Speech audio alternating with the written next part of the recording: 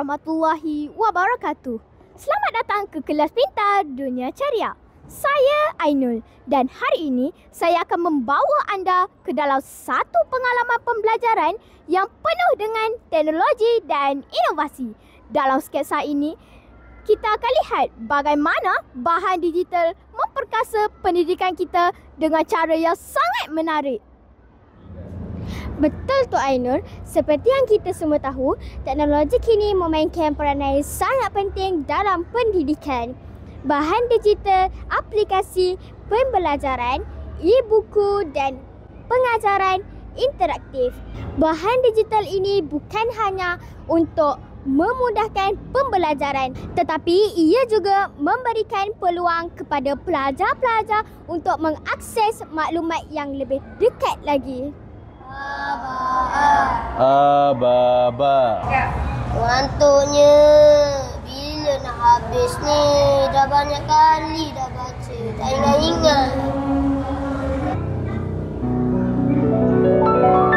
Selamat pagi semua. Hari ini kita akan belajar sejarah. Tetapi cikgu akan gunakan satu kaedah yang berbeza. Kita akan main kuizis untuk menjawab kuis sejarah.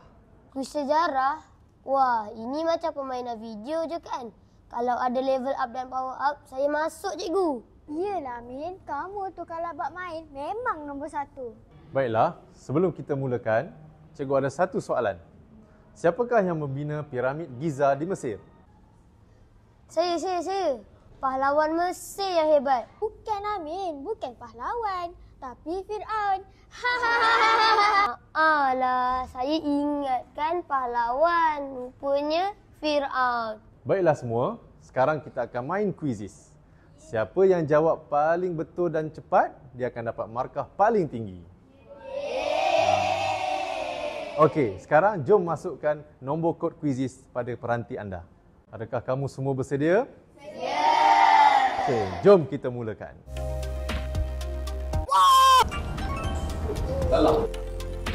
Saya sukalah belajar macam ni. Ada kuis, belajar macam ni boleh jadi seronok. Saya ingatkan sejarah ni bosan.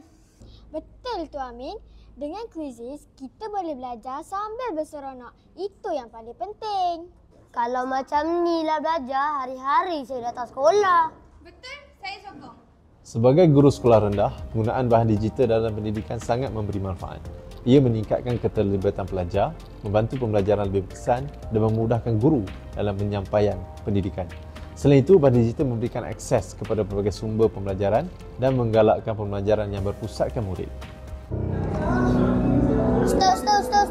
Tadi kan Ustaz, saya pergi ke kelas canggih. Saya belajar sambil main. Ada main tekan-tekan, seronok. Bukan macam sekarang ni, mengantuk. Kenapa tak ajak Ustaz sekali? Kalau tak boleh main tekan-tekan dengan kamu. Kamu kena ingat, walaupun zaman dah berubah, teknologi memang boleh membantu. Tapi hati yang ikhlas lagi penting. Kalau tak, nampak macam belajar. Tapi tak faham-faham. Faham tak? Ingat je. Betul juga tu Ustaz. Saya harap bila saya besar nanti, saya dapat belajar macam dalam mimpi saya tadi. Seronoknya. InsyaAllah. Ustaz doakan satu hari nanti kamu semua dapat belajar macam dalam mimpi awak tu. Yang penting, kamu semua semangat nak belajar. Walaupun belajar atas tika ke ataupun teknologi tekan-tekan tu. Boleh semua?